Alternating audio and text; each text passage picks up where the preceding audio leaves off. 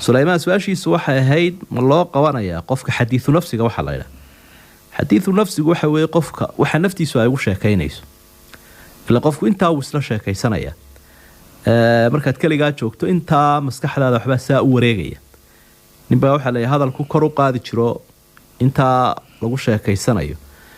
marka waxa la maxaa hadal kor u qaadada wuxuu qof waliba uu isla sheekaysta anna waan isbaqashiya idinkuna waa isla aamustaabun marka rasuulkeena wuxuu noo sheegay sallallahu alayhi wasallam waxyaabo ilaahay ummadan ka dhaafay ee aan u qabanaynin inay arintaasi ka mid tahay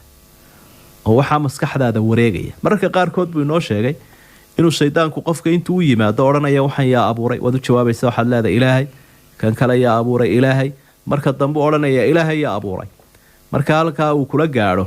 iska naaro ilaahay rumeey subhanahu wa ta'ala shahaado